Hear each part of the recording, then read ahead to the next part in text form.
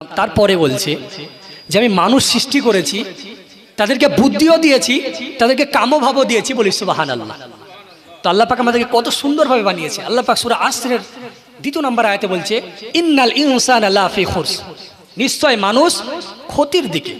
আমরা সবসময় ক্ষতির দিকে যাচ্ছি না? সব সময় ক্ষতির দিকে। কোনো সময় আমরা দেখি যে মুয়াজ্জিন ডাকে হাইয়া আলাস সালাহ, আমরা কোনো সময় যাই মসজিদের দিকে? যাই আব্বাজান? যায় না। আল্লাহ পাক যদি চায় তো আপনার জবান বন্ধ করে দিতে পারে না? জবান বন্ধ করতে পারে। আমার আল্লাহ পাক বলে, বান্দা শোনো, তুমি আমার জোহরের নামাজ কাজা করে এদিকে ওদিকে ঘোরাফেরা করো বান্দা, মাঠে ঘাটে এদিকে ওদিকে তুমি চলাফেরা করো বান্দা, আমার আজান শোনার পর তুমি মসজিদের দিকে যাও না বান্দা। আমি আল্লাহ পাক যদি চাই, আমি আল্লাহ পাক যদি ইচ্ছা করি, আমি আল্লাহ পাক তোমার উপরে আযাব নাজিল করতে পারি। আল্লাহ পাক কিন্তু পারে, কারণ আল্লাহ পাক সূরা মুলকের 1 নম্বর আয়াতে বলছে তাবারাকাল্লাযী বিয়াদিহিল মুলক ওয়া হুয়া আলা কুল্লি শাইইন কদির। बड़े बरकत वाला है वो जिसके कब्जे में सारे मुल्क है। बड़ो बरकतमय उनी जिनार आयत्तेर मध्य गोटा पृथिवी केन आसमान जमीन पहाड़ पर्वत नदीला सबकिछुई बोली सुबहानाल्लाह। तारपरे बोलছে ওয়াহু আলা কুল্লি শাইইন কদির, আমি সমস্ত জিনিসের উপরই ক্ষমতা রাখি। তো আল্লাহ পাক আযাব দেওয়ার উপরও ক্ষমতা রাখে, চাইলে তো আযাব দিতে পারে, পারে না? আল্লাহ পাক দেয় না। কেন দেয় না? আমার আল্লাহ পাক বলে, বান্দা শোনো, তুমি আমার জোহরের নামাজ কাজা করে মাঠে ঘাটে তুমি কাজে ব্যস্ত থাকো বান্দা, আমি আল্লাহ পাক যদি চাই তোমার উপরে ওইখানে আযাব নাজিল করতে পারি বান্দা। আমি আল্লাহ পাক যদি চাই তোমার রুজি বন্ধ করে দিতে পারি বান্দা, কিন্তু আমি আল্লাহ পাক তোমার রুজিকে বন্ধ করি না। আমি আল্লাহ পাক তোমার রুজিকে সব সময় খুলে রাখি বান্দা। তুমি হয়তো কষ্ট পাবে, আমি হয়তো রুজি বন্ধ করে দেব বান্দা, তুমি কষ্টে ছটফট করবে বান্দা, আমি আল্লাহ পাক সহ্য করতে পারবো না, কারণ আমি আল্লাহ পাক তোমাকে মায়া করে মহব্বত করে বানিয়েছি। ও আমার বান্দা শোনো, আমি আল্লাহ পাক যদি তোমার রুজি বন্ধ করে দিই, আমি আল্লাহ পাক যদি তোমার রুজিকে বন্ধ করে দিই, আমি আল্লাহ পাক যদি তোমার রুজি আটকে দিই, ও বান্দা তুমি না খেয়ে কষ্ট পাবে। কারণ দেখেন দুনিয়ার জমিনে যত ছুটাছুটি লাফালাফি দৌড়াদৌড়ি কাটাকাটি মারামারি পেটের জন্য। পেটের জন্য না? চাষাবাদ কিসের জন্য করি? পেটের জন্য। ছোটাছুটি কিসের জন্য? চাকরি বাকরি টাকা পয়সা কিসের জন্য? টাকা আমরা খাই না, টাকা ইনকাম করি ও পেটের জন্য। প্রত্যেকটা জিনিস আমাদের পেটের জন্য। তো আল্লাহ পাক যদি পেটই না দিত তাহলে আমরা কি করতাম? কি করতাম? আল্লাহ পাকের নাফরমানি করতাম। তাও আমার আল্লাহ পাক বলছে, বান্দা শোনো, তোমাকে দুনিয়াতে পাঠিয়েছি আমার ইবাদতের জন্য। আমি আল্লাহ পাক যদি চাইতাম তোমাকে ঈমানদার করে বানাতে পারতাম, তোমাকে ঈমানদার করে নিয়ে আসতে পারতাম, কিন্তু আমি আল্লাহ পাক তোমাকে পরীক্ষার জন্য দুনিয়াতে পাঠিয়েছি, বলি সুবহানাল্লাহ। পরীক্ষা। আল্লাহ পাক তো আমাদেরকে পরীক্ষা কেমন ভাবে নিচ্ছে জানেন? একবার যদি আমাদের ফসল ভালো না হয়, যাক আলহামদুলিল্লাহ, আমি জিন্দেগিতে কোনোদিন ধান কাটিনি, তো আমাদের আজ এবার ধান কাটতে গিয়েছি, তো এক মুঠ ধানকে ধরে রাখতে পারছে না, এত ওজন হয়েছে ধানের, বুঝলেন? শুধু আমাদের নয়, প্রত্যেকটা, এখন আপনাদের গ্রামেরও আল্লাহ পাক প্রত্যেকটা গ্রামে আল্লাহ পাক ফসলের উন্নতি দিয়েছে, দেয়নি? শুকরিয়া আদায় করি। আল্লাহ পাকের শুকরিয়া আদায় করেছি কোনো সময় যে আল্লাহ পাক আপনি গেল বছরে যতটা দিয়েছেন তার থেকে বেশি দিয়েছেন, আল্লাহ আপনার হাজার হাজার শুকরিয়া, এবার আপনার মাদ্রাসাতে বা মসজিদে এতটা কিছু দান করে দেব। শুকরিয়া আদায় করি না।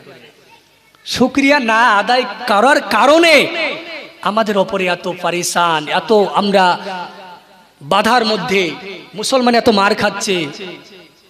আপনার আজ থেকে 2 দিন আগে যে গাজা, আমরা জানি ফিলিস্তিন যুদ্ধ হচ্ছিল, তার পাশে একটি দেশ ছিল লেবানন, হেজবুল্লাহ যেটা বলি, ওখানে আপনার যুদ্ধ বন্ধ হয়ে গিয়েছে 2 দিন আগে। তো বন্ধ যখন হয়েছে, মানুষগুলো এত শুকরিয়া আল্লাহ পাকের আদায় করছে, ওরকম শুকরিয়া যদি আমরা আদায় করি, আল্লাহ পাক আমাদেরকে সত্যি বলছে কোনোদিন আযাব দেবে না, কোনোদিন আযাব দেবে না, কোনোদিন আযাব দেবে না আল্লাহ পাক আমাদের ওপর, যদি আল্লাহ পাকের ওইভাবে শুকরিয়া আদায় করি। যেভাবে ভিডিওতে আমরা দেখলাম, 1 বস্তা আটা পাওয়ার পর আপনার সে সেজদায় লুটিয়ে পড়ছে, আর আমরা বস্তা বস্তা আটা বাড়িতে নিয়ে আসছি, কোনো সময় শুকরিয়া আদায় করি? শুকরিয়া আদায় করি না। এর জন্যই তো আমরা ক্ষতির মুখে। আমার আল্লাহ পাক বলে বান্দা শোনো, আমি আল্লাহ পাক তোমাকে মায়া করে মহাব্বত করে বানিয়েছি।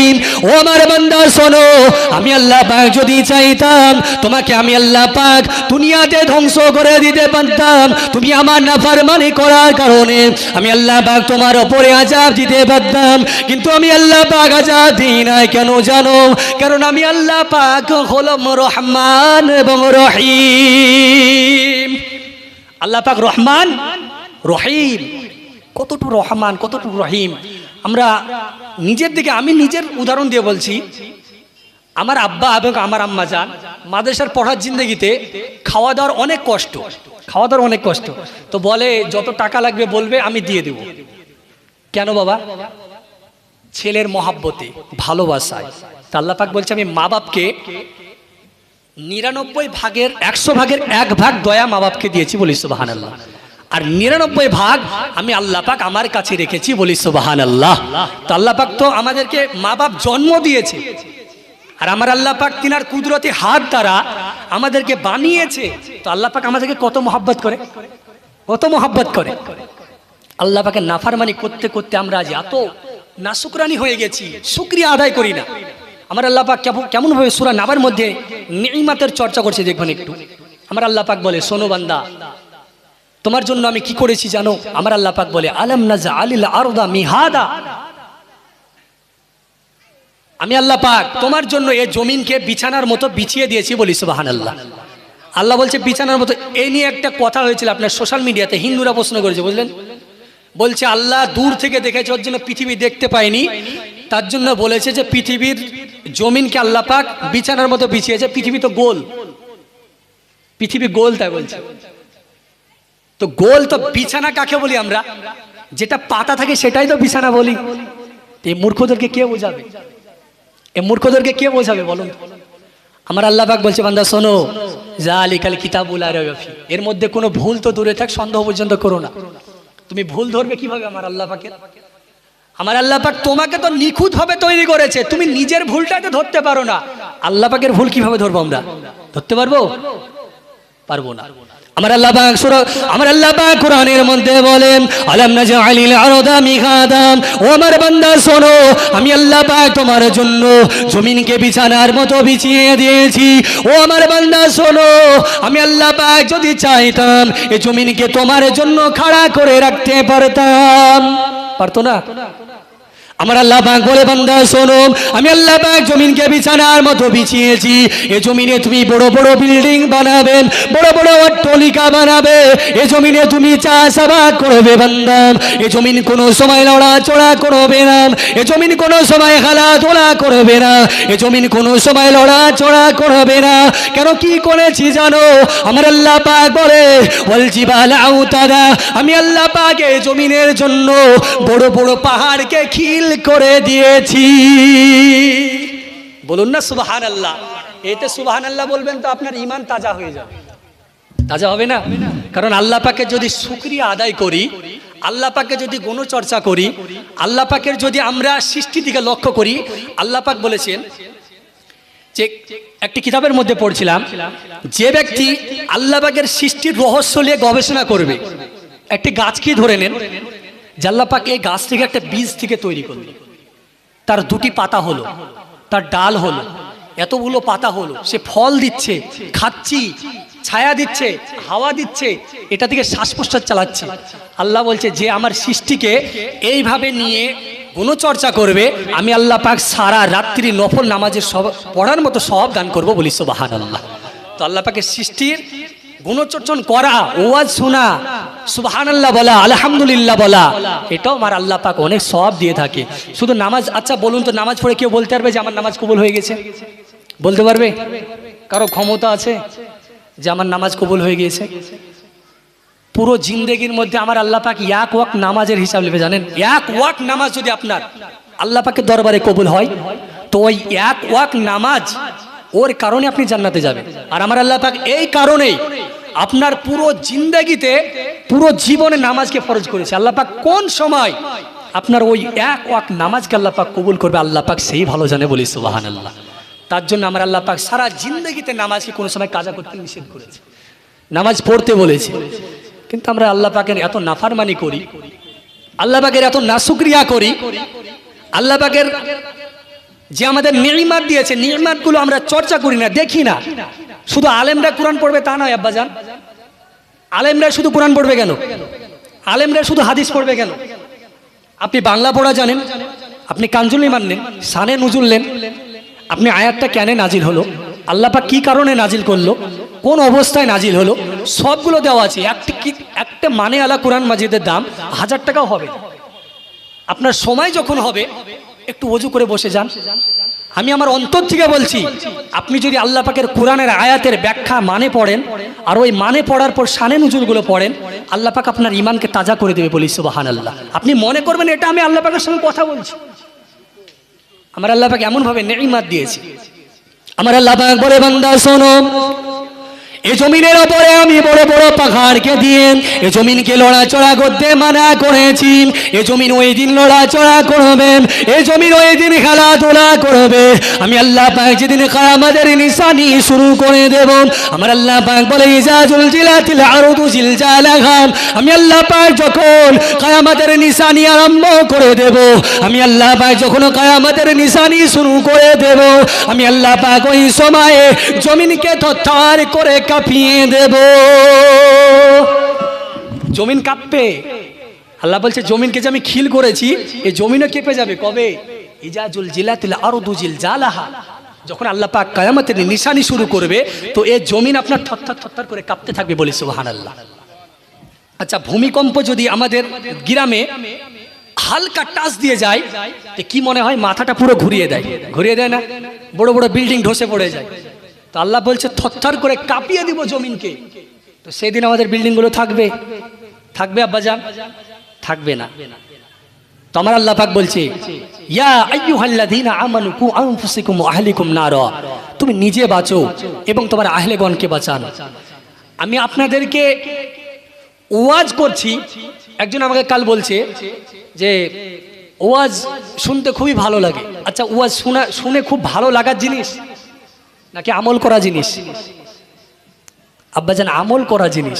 আমি যদি এখানে আপনার সারা রাত্রি বকি, আমি এক্ষুনি বললাম যে আল্লাহ পাকের সৃষ্টিকে নিয়ে গবেষণা করা আল্লাহ পাকের একটি সওয়াবের কাজ। তা আমি যদি সারা রাত্রি বকি, যতক্ষণ শুনলেন আপনি সওয়াব পেলেন। ওটা যখন বাস্তবে পরিণত করবেন, বাস্তবে আপনি ওটাকে নিয়ে নেবেন আপনার কাছে, তো আমার আল্লাহ পাক কি করবে জানেন? বক্তাদেরকে আল্লাহ পাক প্রথমে জাহান্নামে দেবে, জানেন তো? জাহান্নামে পাঠাবে এদেরকে, আর এই বক্তারা আবার জান্নাতে নিয়ে যাবে। কিভাবে?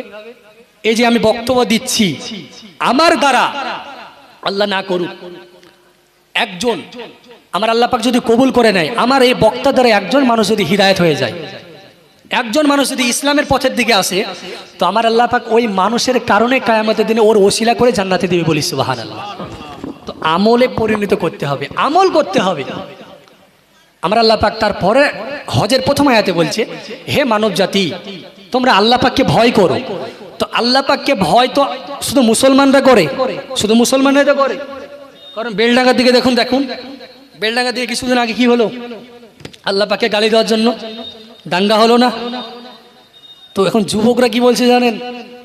যুবকরা আল্লাহ পাককে গালি দেওয়ার জন্য পারিশান নাই, ওরা পারিশান হয়ে গেছে নেট বন্ধ করা নিয়ে। ওরা নেট বন্ধ করা নিয়ে ওদের মাথা আপনার কাজ করছে না।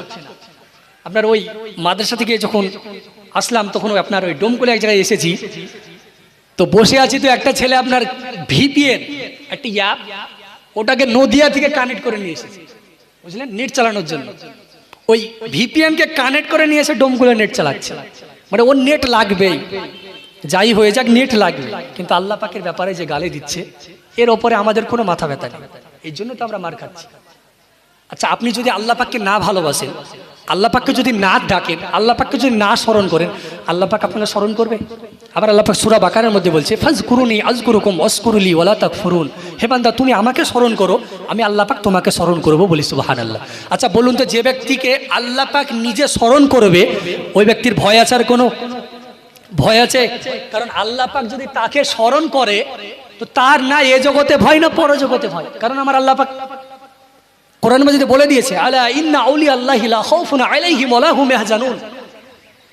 সাবধান হয়ে যাও ওই ব্যক্তির ব্যাপারে যারা আমার বন্ধু। তো বন্ধু কারা? আল্লাহকে না মাননেওয়ালা না আল্লাহকে মাননেওয়ালা? আল্লাহকে মাননেওয়ালারা বন্ধু। তো আল্লাহকে মাননেওয়ালারা যারা বন্ধু, আল্লাহ পাক বলছেন না তাদের ইহ জগতে ভয় না পরজগতে ভয়, বলি সুবহানাল্লাহ। তো আমার আল্লাহ পাক বলছে আমাকে ভয় করো হে মানব জাতি, তোমরা আল্লাহ পাককে ভয় করো। এখানে আপনাকে একটা কথা বলে দিই, এখানে ইহুদি, নাসারা, জৈন, খ্রিস্টান, আপনার মুসলমান বলেন, আদিবাসী বলেন, যা কি বলেন না কেন, আর মানুষ মনে করি তো, মানুষ বলি না। তো আমার আল্লাহ পাক যে সূরা হজের প্রথম আয়াতই বলছে হে মানব জাতি তোমরা আল্লাহ পাককে ভয় করো। তো মানব জাতি যারা, তারা আল্লাহ পাককে ভয় করবে, আর মানব জাতি যারা না, তারা আল্লাহ পাককে ভয় করবে না। কথা বুঝছেন? মানব জাতি যদি আমরা হয়ে থাকি, নিজেকে মানুষ মনে করে থাকি, তো আমাদের মধ্যে আল্লাহ পাকের ভয় থাকবে। আমাদের মধ্যে আল্লাহ পাকের ভয়ে অটোমেটিক কান্না চলে আসবে। কারণ কান্নার আপনার 8 রকমের ধরন রয়েছে, কিতাবের মধ্যে এসেছে। এক হলো আপনার কেউ যদি তাকে আঘাত দেয়, দ্বিতীয় পাগলামির কারণে, নিশার কারণে, লোককে দেখানোর কারণে, আপনার এভাবে বলতে বলতে লাস্টে গিয়ে বলছে যে ব্যক্তি আল্লাহ পাককে ভয় করে সে ব্যক্তি ভয়েও আল্লাহ পাকের কান্না করে, বলি সুবহানাল্লাহ। তো আমাদের অন্তরে শুধু এখন লোক দেখানো কান্না, দেখবেন না মরার বাড়িতে গেলে মা বোনেরা এত চিৎকার করে কান্না করে না, তাদের কাছে যাওয়া হয়। আচ্ছা, মানুষ যদি মারা যায় কান্না করাটা কি ঠিক? মা বোনেদেরকে বলে বুঝাতে পারি আমরা? বুঝাতে পারি? বুঝাতে পারি না। কেন? কারণ আমরা নিজে দুর্বল, আপনার নিজে দুর্বল। আমার আল্লাহ পাক বলছে যেদিন তুমি ইমানদার হয়ে যাবে, যেদিন তুমি আমার পরে ইমান নিয়ে আসবে, সেদিন তোমার পরিবারকে তুমি অটোমেটিক জাহান্নাম থেকে বাঁচানোর চেষ্টা করবে, বলি সুবহানাল্লাহ। আল্লাহুম্মা সাল্লি আলা সাইয়্যিদিনা মাওলানা মুহাম্মদ। একদিন তোমারি নাম মসজিদে হবে এলান। সকলে জানি যে আমার নাম মসজিদে একদিন না একদিন এলান হবে, জানি না? সকলে জানি। কেউ এমন এমন কথা বলে জানে, বলবে এখনো কি বয়স হয়েছে মৌলভী সাহেব, বয়স হোক যাবো মসজিদের দিকে, কিন্তু কিয়ামতের দিনে যে যুবক তোমার যুবককালেরই হিসাবটা চাইবে আল্লাহ পাক, সেদিন কি করবে? কবি বলছে একদিন তোমারি নাম মসজিদে হবে এলান, তৈরি থেকো তৈরি রেখো কবরের মাল সামান, একদিন তোমারি নাম মসজিদে হবে এলান। আল্লাহুম্মা সাল্লি আলা সাইয়্যিদিনা মাওলানা মুহাম্মদ ওয়ালা আলি সাইয়্যিদিনা। তোমার সবাই রেখেরাম, আমার আল্লাহ পাক বলছে বান্দা শোনো, তুমি যদি আমাকে ভয় করবে তোমার অন্তর থেকে এমনি কান্না বের হয়ে আসবে। কারণ আমরা তো জানি সকলকে আমাদেরকে কবরে যেতে হবে, জানি না? যদি আমাদের মধ্যে কেউ বলে হয়েছে কবরের কথা কেউ স্মরণ করে, একজন বান্দার কাছে মালাকুল মউত 72 বার যাওয়া আসা করে, বলি সুবহানাল্লাহ। কতবার? 72 বার। তা আমাদের মরণ হবে কবার? একবার। আর যাওয়া আসা করে কবার? একদিনে 72 বার। তো কখন যাবো আমাদের ঠিক আছে? মালাকুল মউত কিন্তু রেডি, আমরা নিজে রেডি না।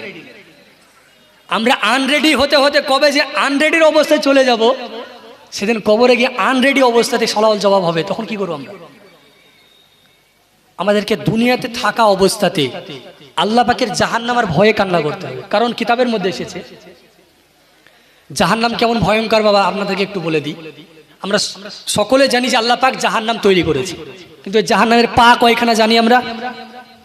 জাহান্নামের পা কিতাবের মধ্যে এসেছে জাহান্নামের পা হবে 4খানা। কয়খানা? মনে রাখবেন। আমি পড়তে গিয়ে নিজে ভুলে গেছি জাহান্নামের বর্ণনা, নিজের জাহান্নামের চেহারা সূরাত। কমসে কম আপনার এই পড়াটাকে আমি কমসে কম 10 মিনিট ধরে শুধু রিপিট করেছি। কয়খানা পা? 4খানা। বলা হয়েছে জাহান্নামের মাথা হবে 30,000। কয় হাজার? 30,000। আর প্রত্যেকটা একটা মুখে 30,000 করে মুখ থাকবে একটা মাথায়। প্রত্যেকটা মাথায় একটি 30,000 করে মুখ থাকবে। আর বলা হয়েছে তাদের দাঁতগুলো কেমন হবে জানেন? প্রত্যেকটা মুখে 30,000 করে দাঁত থাকবে। আর একটি দাঁত 30,000 উহুদ পাহাড় পরিমাণ সমান একটি করে বড় বড় দাঁত হবে বলি। আল্লাহু আকবার। জাহান্নাম কত ভয়ঙ্কর। তারপরে বলছে শুধু এটা নয়, তার একটি মুখে ডবল ঠোঁট থাকবে। আর একটি ঠোঁট পুরো পৃথিবীর থেকেও বেশি বড় বলি। আল্লাহু আকবার, আল্লাহু আকবার। একটি ঠোঁট যদি পৃথিবীর থেকে বড় হয় তো জাহান্নামে আমরা যাব কতজন? আমরা মানুষ আছি কতজন? পৃথিবীতে আছি কতজন? জাহান্নাম তো একবারই খেয়ে নেবে আমাদের। বলা হয়েছে একটি ঠোঁটে একটি করে জিঞ্জিরে, আর প্রত্যেকটা জিঞ্জিরিতে ৭৭,০০০ করে কড়া দেওয়া আছে, ৭৭,০০০ বালা। আর একটি বালাতে ৭৭,০০০ ফারিস্তা লাগানো আছে বলি সুবহানাল্লাহ। কত হাজার? ৭৭,০০০। এবার বালা কতগুলো, মুখ কতগুলো, দাঁত কত বড় বড়, এবার আপনি নিজে নিজে নিজেকে ভাবুন। আর ফারিস্তা কতগুলি আছে ওই জাহান্নামকে ধরে এবার আপনি ভেবে নিন। আমার আল্লাহ পাক যখন কিয়ামত চালু করবে, কিয়ামত নিশানি শুরু করবে, প্রতিষ্ঠিত করার সময়টি আমার আল্লাহ পাক কিয়ামতের দিনের একটা দিন হবে কতদিন জানেন? প্রথম দিন 50,000 বছরের সমান হবে একটা দিন বলি সুবহানাল্লাহ। কত বছর?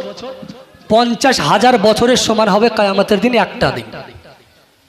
তো মানুষ তো এমনি পরেশান হয়ে যাবে, তখন না কোনো ছায়া, সূর্যে আপনার 1 হাত ওপরে চলে আসবে মাথার, বেরেন আপনার গরম হয়ে যাবে। সকলে শুনেছি, কিন্তু শুনে শুনে আমাদের অন্তর গলে না। কেন গলে না জানেন?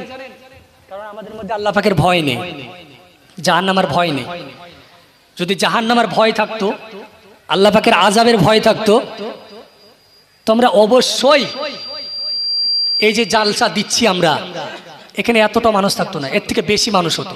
আচ্ছা, এখানে আপনি প্যান্ডেল করার পর এখানে টিন লাগিয়ে দিতেন, আর ওখানে একটা গেট করে দিতেন, আর গেটের মুখে দুজন আপনার যুবক ছেলেকে দাঁড় করে বলতেন 50 টাকা টিকিট, এখানে ছেলে আর মেয়ে নাচ গান হবে। আর ওখানে বলতেন 50 টাকা টিকিট, 50 টাকা টিকিট দিলে ঢুকতে পাবে, নাহলে পাবে না। আচ্ছা বলুন তো, এখানে জায়গা দিতে পারতো? টাকা দিয়ে জাহান্নামের টিকিট কাটে, বুঝলেন? টাকা দিয়ে জাহান্নামের টিকিট কাটে। এই টাকা যে তুমি কোথায় উড়াচ্ছ এটাও মনে রাখবে। কারণ আমি কিছুদিন পূর্বে, আমার একটা বন্ধু আপনার ব্যাংকে চাকরি করে, বুঝলেন তো, ও বলছে কি বলবো ভাই, আমি মাসে 20,000 করে ইনকাম করি। কত হাজার? 20,000। তো ওর হালে বিয়ে হয়েছে, এখনো ছেলে হয়নি। তো বলছে কি বলবো ভাই, আমার মাস শেষে আবার ধার হয়ে যাচ্ছে। তা বলছে কেন? বলছে সুদের টাকা। কিসের টাকা? সুদের টাকা। তা আমি বলছি তাহলে তোমাকে নিয়ে একটা বাস্তব প্রমাণ পেয়ে গেলাম যে সুদখোরের টাকা থাকে না। সুদ যে ব্যক্তি খায়, 1 টাকা সুদ খেলে 36 বার জেনা করলে যে গুনাহ হয়, 1 টাকা সুদ খেলে তার থেকে আরো বেশি গুনাহ হয় বলি সুবহানাল্লাহ। 1 টাকা সুদ খেলে লাখ লাখ টাকা আমরা সুদ খাচ্ছি। মুসলমানরা ব্যাংকে চাকরি করে না? চাকরি করে তো। আমাদের গ্রামের তো দুজন, আমার বন্ধু দুজন করে, তার মধ্যে একজন বলছে আমি ছেড়ে দেবো। যে ছেলেটা বলছে আমি কি তোবা করলে ক্ষমা হবে না? আচ্ছা বলুন তো, ওর থেকে বড় বড় গুনাহ আছে না নাই? সুদের থেকে বড় গুনাহ আছে না নাই? আছে। আল্লাহ পাক চাইলে ক্ষমা করতে পারে, কিন্তু মানুষ চায় না, আল্লাহ পাকের দরবারে ক্ষমা চায় না। কিন্তু আল্লাহ পাক যেদিন আপনার লাগাম ধরে টান দিবে, যেদিন আপনি কবরে চলে যাবেন, সেই দিন বুঝবেন আমি কবরে দুনিয়াতে গিয়ে কি করলাম, আর কতটুকু আল্লাহ পাকের জন্য সময় ব্যয় করলাম, আর কতটুকু আমি টাকার জন্য টাকার পিছনে দৌড়াদৌড়ি করলাম। আচ্ছা বলুন তো, আমাদের নবী কত বছর জিন্দেগিতে ছিল? 63 বছর। আচ্ছা একটা ঘটনা বলতে পারবেন যে নবী পাক টাকার জন্য এখানে ওখানে কাজ করে বেড়াতো? বলতে পারবেন? আল্লাহ পাক খাইয়েছে না খাওয়ায়নি? খাওয়াইছেন তো। আচ্ছা আমার যেখানে হবে 10,000 টাকা, সেখানে আমার 1,000 টাকা হোক, আল্লাহ পাক আমাকে গোশ ভাত না খাওয়াবে, নুন ভাত তো খাওয়াবে, হালাল খেয়ে থাকবো। সকলে বলি ইনশাআল্লাহ। কারণ যে ব্যক্তি হালাল খায় ওই ব্যক্তির রক্ত কোনো সময় জাহান্নামের আগুনে পুড়াতে পারবে না বলি সুবহানাল্লাহ। আমার আল্লাহ পাক যখন কিয়ামত অনুষ্ঠিত করবে, একদল বান্দা বান্দি হযরত আদম আলাইহিস সালামের দরবারে যাবে। আল্লাহ নবী হযরত আদম আলাইহিস সালামের দরবারে গিয়ে আল্লাহ নবী হযরত আদম আলাইহিস সালামকে বলতে থাকবেন, ও নবী আদম আলাইহিস সালাম, আল্লাহ পাকের কিয়ামতের দিন এত ভয়ঙ্কর ধারণ করেছেন, আল্লাহ পাকের জমিন এত ভয়ঙ্কর হয়ে গিয়েছে, আল্লাহ পাকের জমিন এত তাপ হয়ে গিয়েছে। ও আল্লাহ পাকের নবী আদম, ও নবী পাক আদম, আপনি কি আল্লাহ পাকের দরবারে সুপারিশ করতে পারবেন? অন্য কোনো সুপারিশ চাই না, আমরা আল্লাহ পাকের জান্নাত চাই না, আল্লাহ পাক জাহান্নামে দিবে এটাও আমরা কি মনে করি না। আল্লাহ পাক যেন আমাদের কিয়ামতের দিনে আজ আমাদের হিসাব করা তাড়াতাড়ি নিয়ে নাই। আল্লাহ পাকের নবী হযরত আদম আলাইহিস সালাম আল্লাহ পাকের ওই বান্দাগুলোকে বলতে থাকবে, ও আল্লাহ পাকের বান্দারা শোনো, আমি নবী আদম আজ কিয়ামতের জমিনে কোনো সুপারিশ করতে পারবো না, তোমরা আমার দরবার থেকে ফিরে যাও। আল্লাহ পাকের ওই বান্দাগুলো হযরত আদম আলাইহিস সালামের দরবার থেকে ফিরে আসবেন। আল্লাহ নবী হযরত ইব্রাহিম আলাইহিস সালামের দরবারে হাজির হবে। ও নবী ইব্রাহিম, আল্লাহ পাক আপনাকে খলিল উপাধি দিয়েছিল, আল্লাহ পাক আপনাকে খলিল টাইটেল দিয়েছিল। আল্লাহ পাকের দরবারে শুধু এইটুকু সুপারিশ করবেন, আল্লাহ পাক যেন আমাদেরকে কিয়ামতের দিনে আল্লাহ পাক যেন আমাদের হিসাব নিকাশ করা একটু তাড়াতাড়ি নাই। বলছে জান্নাতে দিলেও কোনো আমাদের চাহিদা নেই যে আল্লাহ পাক জান্নাতে দিবে, মানে জান্নাতের শান্তি ভুলে যাবে, জাহান্নামের আযাব ভুলে যাবে যে কিয়ামতের দিন কত কঠিন হবে। বলবে আল্লাহ পাক যেন আমাদের হিসাব এবং নিকাশটা একটু তাড়াতাড়ি করে নেয়। আল্লাহ পাক জান্নাতে দিলেও কোনো অসুবিধা নেই, জাহান্নামে দিলেও কোনো অসুবিধা নেই। কত ভয়ঙ্কর হবে জাহান্নাম, কত দিনটি কঠিন হবে। আর 50,000 এক একটি দিন গো আব্বাজান, 50,000 এক একটি দিন, একটি বছর অতিবাহিত করতে গিয়ে আমরা বুঝি যারা গরিব মানুষ, যারা কষ্টে জিন্দেগিতে থাকে, তাদেরকে জিজ্ঞাসা করুন একটা দিন কিভাবে অতিবাহিত হয়। কারণ আমরা মাদ্রাসাতে থাকি, এবছর আমার ফারিগাত হয়ে যাবে, আপনার দাওরায় হাদিস চলছে, তো আপনাকে বেগুনের ঝোল দেবে তো বেগুনের ঝোল দিয়ে খেতে হবে, আলুর ঝোল তো আলুর ঝোল, পটলের ঝোল তো পটলের ঝোল। না খেয়ে দিয়ে পড়াশোনা করে আল্লাহ পাক যদি আমাদেরকে আমার এই মুখ দ্বারা একজন মানুষকে হিদায়াত করতে পারি, তো আমি নিজেকে মনে করবো সাকসেস হয়েছে জীবনে। যে ব্যক্তি কষ্টে থাকে ওই ব্যক্তি জানবে যে একটা দিন কত সময় কতক্ষণ লাগছে, বুঝলেন? 50,000 এক একটা দিন না। আল্লাহ পাকের নবী ইব্রাহিম আলাইহিস সালাম বলবেন, ও আল্লাহ পাকের বান্দারা শোনো, আমার দরবার থেকে ফিরে যাও, কারণ আল্লাহ পাক এই দিনে তিনার নাম ধারণ করেছে কাহার। আল্লাহ পাকের একটি নাম আছে ইয়া কাহার, তিনি ভয়ঙ্কর রূপ। সেদিন আপনার কোনো রহম হবে না তার কারোর উপরে। আমার আল্লাহ পাক বলে কোরআনের মধ্যে যে সেই দিন জাররা জাররা পরিমাণ আমার আল্লাহ পাক হিসাব নেবে। আপনি 1 টাকা সুদ তো দূরে থাক, আপনি একটা সুদ খাইয়েছেন এবং খাওয়ার পর যে আপনার শরীরে রক্ত প্রবাহিত হয়েছে, ওর দ্বারা আপনি আবারও সুদের টাকা খাটিয়েছেন, ওই যে জাররা জাররা একটা পরিমাণ প্রথম থেকে যে শুরু হচ্ছে, আল্লাহ পাক প্রথম থেকে আপনার জিন্দেগির প্রথম থেকে সব হিসাব নিকাশ জাররা জাররা পরিমাণ, ছোট ছোট জাররা বলতে আমরা রায়ের দানা বুঝি তো আমরা, শস্যার দানা, অতটুক পরিমাণ নেকি যদি থাকে আপনার, আল্লাহ পাক তাও বদলা দেবে। অতটুক পরিমাণ যদি আপনার গুনাহ থাকে, তাও আমার আল্লাহ পাক বদলা দেবে। তো আমার আল্লাহ পাকের নবী ইব্রাহিম আলাইহিস সালাম বলবে আল্লাহ পাকের নাম আজকে হচ্ছে ইয়া কাহার। আল্লাহ পাক কারো শুনবে না। আল্লাহ নবী হযরত ইব্রাহিম আলাইহিস সালাম যখন ফিরে দেবেন, এই করে সমস্ত নবী দরবারে যাবে। অবশেষে হযরত ঈসা আলাইহিস সালামের দরবারে হাজির হবেন। ও আল্লাহ পাকের নবী ঈসা, আল্লাহ পাকের দরবারে শুধু এইটুকু সুপারিশ করুন, আল্লাহ পাক যেন আমাদের হিসাব নিকাশ করা তাড়াতাড়ি নাই। হযরত ঈসা আলাইহিস সালাম বলবে, ও আল্লাহ পাকের বান্দারা, কিয়ামতের জমিনে আজ কেউ সুপারিশ করতে পারবে না, একজন সুপারিশ করতে পারবে, তিনি হলো আখিরি নবী। সে নবীর উম্মত আমরা, গর্বিত নিজেকে। কারণ আমরা মাদ্রাসাতে যখন থাকি, এই নবী পাকের ব্যাপারে যখন চর্চা আলোচনা হয়, আপনি নিজে কয়েকটি মানুষকে নিয়ে আপনি নবী পাকের ব্যাপারে চর্চা করবেন, দেখবেন আপনার ঈমান এমনিতে মজবুত হয়ে যাবে। কেন বলুন তো? এই যে কষ্ট করে আমাদেরকে ইসলাম দিল, আমরা আরামসে আরামে বাড়িতে বসে বসে ইসলাম পেয়েছি। বাড়িতে বসে বসে কোনো কষ্ট করতে হয়নি, যুদ্ধও যেতে হয়নি। তবু আমরা ইসলামের মর্যাদা বুঝি না। কেন বুঝি না? কারণ আমাদের মধ্যে আল্লাহ পাকের ভয় নেই। আল্লাহ পাকের যদি ভয় থাকতো তো বুঝতাম। কিতাবের মধ্যে এসেছে আল্লাহ পাকের নবী ওই দিন আল্লাহ পাকের আরশে মুআল্লা ছায়ার নিচে সিজদায় পড়ে কান্না করবেন, ইয়া রাব্বি হাবলি উম্মতি, ইয়া রাব্বি হাবলি উম্মতি, ইয়া রাব্বি হাবলি উম্মতি। আল্লাহ পাক আমার উম্মতের কি হবে? সকলের একটি কথা, ইয়া নাফসি ইয়া নাফসি। কিন্তু আমার নবী পাকের কথা হলো ইয়া রাব্বি হাবলি উম্মতি উম্মতি। আপনজন কারা আমাদের দুনিয়াতে?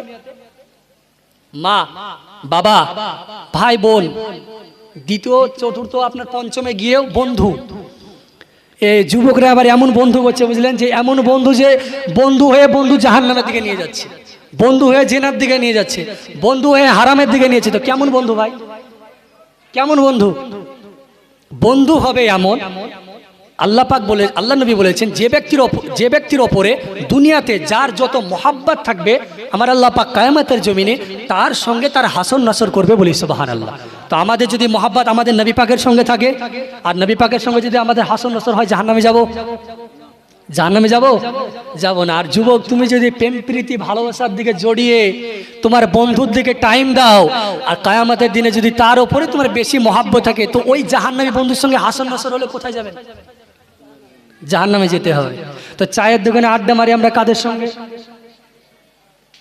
যারা মূর্খ লোক। আমরা মৌলবি আলেমদের পাশে বসে। শোনেন, মৌলবি হতে হবে, আলেম হতে হবে এটা নয়।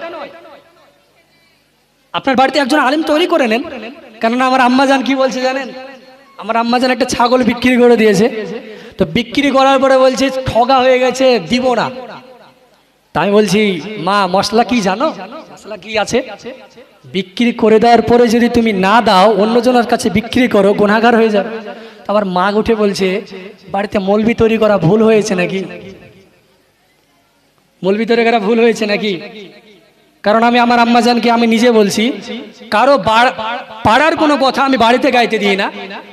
কারো কথা কারো সামনে যদি আপনার সম্ভব হয় তার সামনে বলে দেন, বাড়িতে এসে না, কারো পিছে না, অন্য জায়গায় না। আব্বাজান, এটা গিল্লা, আর এটার গুনাহ, অনেক গুনাহ। আপনি যদি তাকে বলার ক্ষমতা থাকে তাকে বলে দেন, এটা তোমার ভুল হচ্ছে, এটা ঠিক না, এগুলো করো না। যদি না পারেন চুপ হয়ে যান, চুপ হয়ে যান। কেন গিল্লা করবো? কেন গিল্লা গাবো? আল্লাহ পাকের নবী যখন সিজদায় পড়ে কান্না করবে, আমার আল্লাহ পাক বলে, ওয়ালাল আখিরাতু খায়রুল লাকা মিনাল উলা। আমি আল্লাহ পাক দুনিয়ার জমিনে আপনাকে বড় কষ্ট করে দিয়েছি। আমি আল্লাহ পাক দুনিয়ার জমিনে দেখেছি। আল্লাহ পাক বলে, হাবিব আপনি দুনিয়ার জমিনে অনেক কষ্ট করেছেন, পাথরের আঘাত খেয়েছেন, যুদ্ধে গিয়ে তাকে শহীদ করেছেন। ওগো আমার হাবিব, আখিরাতের জমিনে আর কোনো কষ্ট নয়। আজ আপনার হলো খুশি আর খুশি, বলি না সুবহানাল্লাহ। আমার আল্লাহ পাকের নবীকে বলছে, হে হাবিব, আজ কোনো আপনি পারিশান কেন হবেন? কান্নাকাটি কেন করবেন? আপনি দুনিয়াতে অনেক কান্নাকাটি করেছেন, অনেক পারিশান হয়েছেন। আজ আপনার খুশির দিন, আপনি যা চাইবেন আমি আল্লাহ পাক আপনাকে তাই দেব, বলি সুবহানাল্লাহ। সেই দিন পরিপূর্ণ করা হবে আমার নবী পাকের কথা। তো আমার নবী পাককে যদি ভালোবাসি, ওই দিন আমাদেরকে আল্লাহ নবী নিজের সঙ্গে জান্নাতে নিয়ে যাবে না যাবে না আব্বাজান? যাবে। সকলে বলে যাবে না যাবে না? যাবে। তো যেতে হলে আমাদেরকে নবী পাককে ভালোবাসতে হবে, আল্লাহ পাককে ভয় করতে হবে, নিজে বাঁচতে হবে, আহলে ওয়ালাকে বাঁচাতে হবে। বাঁচাতে হবে না? বাঁচাতে হবে। কারণ জাহান্নাম কত ভয়ঙ্কর জানেন? কিয়ামত যখন অনুষ্ঠিত হবে, এই যে বান্দা ছুটাছুটি করবে, আমার আল্লাহ পাক বলবে, মালাইকা শোনো, আমার জাহান্নামকে নিয়ে এসে আরশের বাম দিকে খাড়া করে দাও। আল্লাহ পাকের মালাইকারা বলেছি, একটি বালা কতজন ধরে আছে? কতজন ফারিস্তা মনে আছে? ভুলে গিয়েছেন? হায় আফসোস। কি করে ভুলে গেলেন? এর জন্য বাচ্চাকাল থেকে মাদ্রাসায় বা কোনো জায়গায় পড়াতে হয়। স্কুল বলেন, যেখানে বলেন না কেন, বয়স হয়ে গেলে আর পড়তে বেরেন থাকে না, হাজির থাকে না সে জায়গায়। বাচ্চা ছেলেটার মনে থেকে গেছে, দেখলেন? যেমন ছোট ছোট বাচ্চা ছেলেটা হাফিজ হয়ে যায়, কি হবে? ব্রেনে শুধু ওটাই থাকে, না কোনো দুনিয়ার চিন্তা, না তার কোনো সংসারের চিন্তা, না কোনো কিছু, শুধু পড়ার পড়া, হ্যাঁ একটু খেলাধুলা, এটাতেই মনোযোগ থাকে তার। তো আল্লাহ পাক ডাক দেবে, আল্লাহ পাক বলবে, ও আমার মালাইকা, আমার জাহান্নামকে নিয়ে এসে আমার আরশে মুআল্লার বাম দিকে খাড়া করে দাও। আল্লাহ পাকের মালাইকারা একটি বারাকে ৭৭,০০০ ফেরেশতা ধরে রাখবে। আল্লাহ পাকের মালাইকারা যখন আল্লাহ পাকের জাহান্নামকে টেনে টেনে টেনে টেনে ময়দানে মাশারে নিয়ে আসবে, আল্লাহ পাকের জাহান্নাম ক্ষুদ্র ক্ষুদ্র জাহান্নামী দেখে আল্লাহ পাকের জাহান্নাম লাফাতে আরম্ভ করবে। ক্ষুদ্র ক্ষুদ্র মানে সব থেকে যারা কম গুনাহ করেছে তাদেরকে দেখে জাহান্নাম এত লাফালাফি করবে, মনে হয় কিয়ামতের দিনে সমস্ত মানুষকে একবারে খেয়ে নেবে, হিসাব নিকাশ আর করতে দেবে না, এত লাফাবে। আল্লাহ পাকের জাহান্নাম যখন এত লাফালাফি করবে, আল্লাহ পাকের মালাইকারা ছাড়তে চাইবে না। আল্লাহ পাকের মালাইকারা আল্লাহ পাকের জাহান্নামকে শক্তভাবে ধরে রাখবে। আল্লাহ পাকের জাহান্নাম বড় রাগান্বিত হয়ে যাবে। আল্লাহ পাকের জাহান্নাম এত ভয়ঙ্কর আওয়াজ দিয়ে উঠবে আব্বাজান, আল্লাহ পাকের জাহান্নাম আর আগুনের আওয়াজ শুনে তামাম আপনার ময়দানে মাশারে যত মানুষ থাকবে সকলে আপনার জমিনে লুটিয়ে পড়বে। আমরা সকেট বম, গুলি, বিদ্যুতের আওয়াজ শুনে কানে আঙ্গুল ভরে দিই, অত জোরে আওয়াজ হয়। তাও তো জাহান্নামের গর্জন কেমন হবে যে ময়দানে মাশারে যত মানুষ থাকবে সমস্ত মানুষ আপনার জমিনে লুটিয়ে পড়বে। আর জাহান্নামের দাঁত কত বড় বড়, কত বড় বলেছি আব্বাজান? 30,000 উহুদ পাহাড় পরিমাণ সমান। আচ্ছা, এখানে হাজী সাহেব কেউ নাই? হাজী সাহেব কেউ নাই? হাজী সাহেবরা দেখবে উহুদ পাহাড় কত বড়। ওই যে উহুদ পাহাড় 30,000 একত্র করলে, এক জায়গায় করলে যত বড় হয়, জাহান্নামের একটা দাঁত অত বড়। তাহলে কত বড় জাহান্নামের দাঁত। আল্লাহ পাকের জাহান্নাম আর আগুন, আল্লাহ পাক যখন ওই সময় জাহান্নামকে ধরে রাখতে বলবে, জাহান্নাম আপনার দাঁতে দাঁতে সঙ্গে ঘষা দিবেন। আমরা দাঁতে দাঁতে ঘষা দিলে একটা আওয়াজ হয় না, একটা আওয়াজ হয়। আল্লাহ পাকের জাহান্নাম যখন আপনার দাঁতে দাঁতে ঘষা দিতে লাগবে, আল্লাহ পাকের যত পয়গম্বর আছে সকলে সিজদায় পড়ে কান্না করবে, ইয়া নফসি, সকলে কান্না করবে। তার উম্মতের কথা স্মরণে থাকবে না, কিন্তু আমার নবী পাকের উম্মতের কথা স্মরণে থাকবে।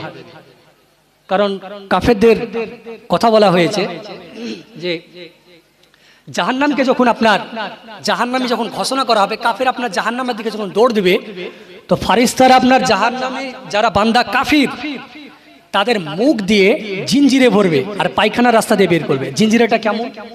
হযরত জিবরিল আমিন আলাইহিস সালাম বলে, ইয়া রাসূলুল্লাহ, জাহান্নামীদেরকে যে জাহান্নামের পোশাক পরানো হবে, আল্লাহ পাক যদি দুনিয়ার মাঝখানে জাহান্নামের পোশাকটাকে লটকে দেয়, ঝুলন্ত অবস্থায় রেখে দেয়, তো ওর দুর্গন্ধে সমস্ত পৃথিবীর জানোয়ারগুলো মারা যাবে। কত দুর্গন্ধ!